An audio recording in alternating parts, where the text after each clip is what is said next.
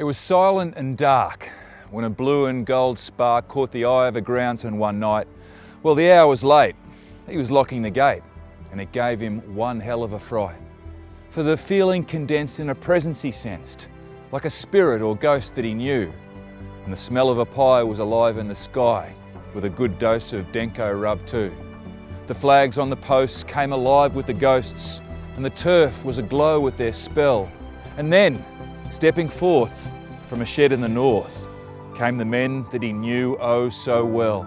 The team from his dream, in the fog and the steam and the light of the moon, stood abreast. They were different in style, yet they carried one smile and a devilish brand on their chest.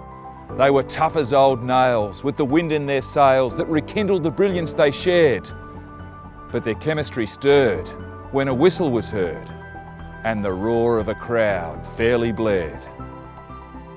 Jack Stapleton caught and he fed his support. There was class in the way that he did. With a thump and a thud, it was Big Victor Rudd in the brunt of a barn-storming skid. A good meters were found before going to ground, then continued the regime of fear. The next 10-ton truck smashing one off the ruck was the kid from Kilkeven, Lloyd Weir. His courage immense as he drew the defence, then offloaded a gem of a seed to the mountain Mark Graham, preparing to slay him, the Kiwi Colossus at speed. The best of his nation with pure inspiration. And that was the way that it went, the skillful incisions and brutal collisions. No place for the soft of intent. More magic than myth was the whiz Cameron Smith, a true revelation at 9, as with talent uncharted he scooped and he darted, then beautifully kicked down the line and monstered the winger.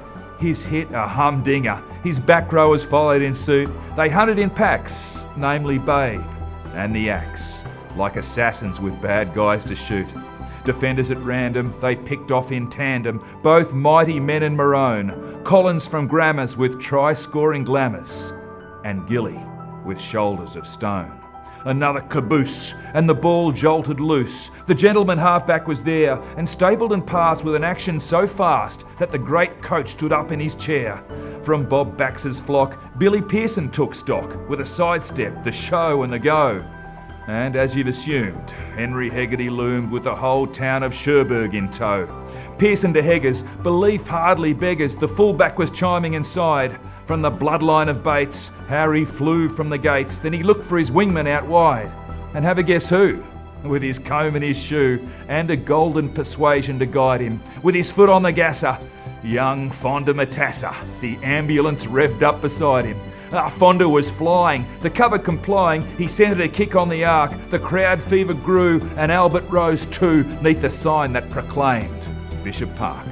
Doug Duncan as well, he was cheering like hell, as Reardon was blessed with the bounce. Oh, supremely exciting, the journos were riding, the lightning Lismorian pounced, but the last tackler came from the left of the frame, and he threatened to spoil the whole show.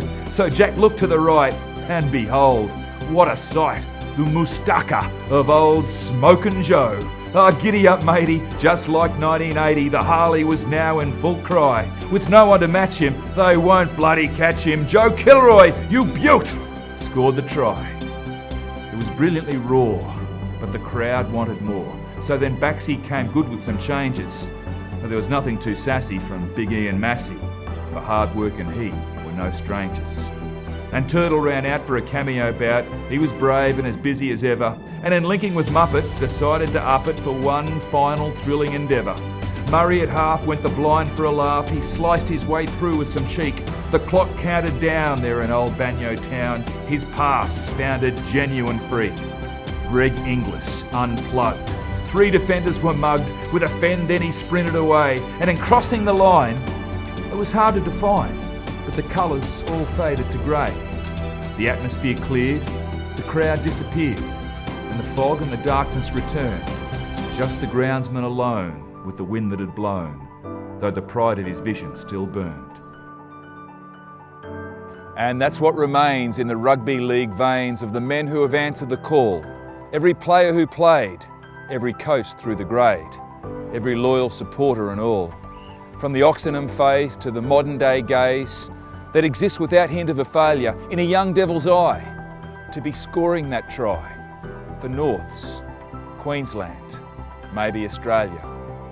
And sometimes at night when the feeling is right and the light of the moon shimmers forth, well, if you're around on this most sacred ground, you might see a spark in the north.